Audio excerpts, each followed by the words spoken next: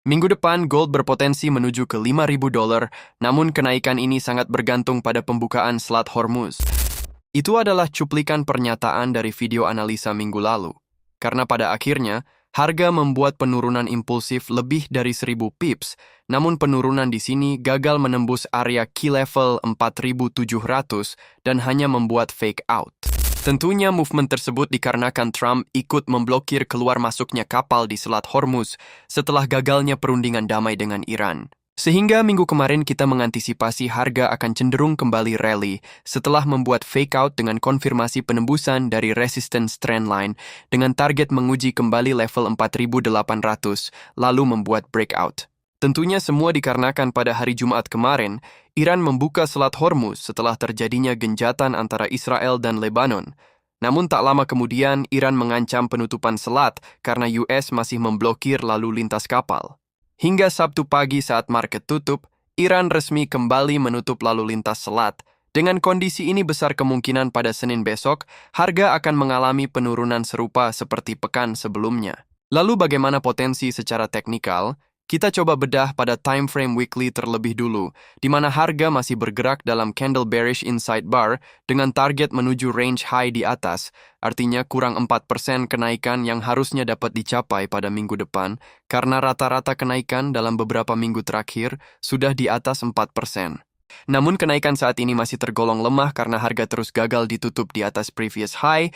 Jika minggu depan tidak ada lanjutan breakout seperti ini, maka harga berpotensi terkoreksi turun menuju area range low di bawah. Hal itu bisa terjadi apabila pada hari Rabu depan tidak terjadi kesepakatan saat genjatan berakhir dan mempengaruhi keputusan lalu lintas selat.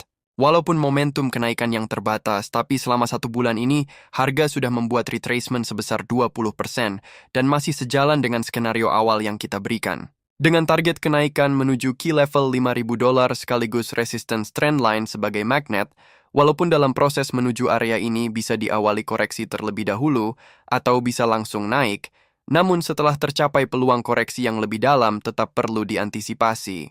Sebagai konfirmasi yang lebih mudah, kalian bisa menggunakan indikator smooth stochastic ini, sama seperti saat kita mengkonfirmasi level local bottom sebelumnya, di mana saat indikator sudah berada di level jenuh, lalu membuat cross dari level tersebut, maka itu menjadi konfirmasi harga akan balik arah untuk sementara, sehingga dari sini kita bisa menunggu sampai indikator membuat cross di level jenuh beli, sebagai konfirmasi local top. Kembali ke analisa. Tekanan sellers masih akan berlanjut dari zona imbalance dengan potensi pembentukan double top jika harga masih terus berada pada candle inside bar ini dengan target menuju range low di bawah.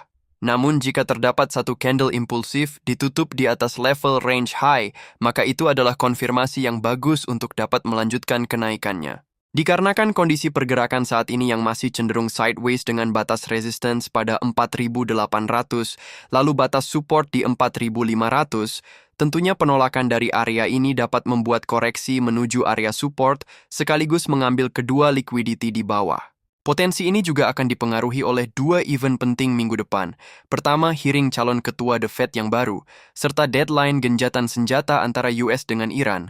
Momen volatilitas ini juga bersamaan dengan fenomena new moon, di mana dalam 2 bulan terakhir selalu menjadi arah dari penerusan tren sebelumnya. Sehingga kesimpulan untuk trading Senin besok, harga akan cenderung membuat gap penurunan saat open market dan kembali menguji zona support ini.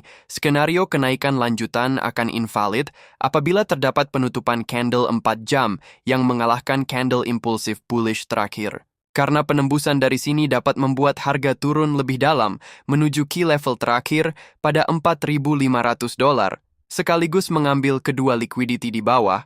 Kalian bisa manfaatkan konfirmasi yang muncul sesuai dengan apa yang kita bahas pada video ini.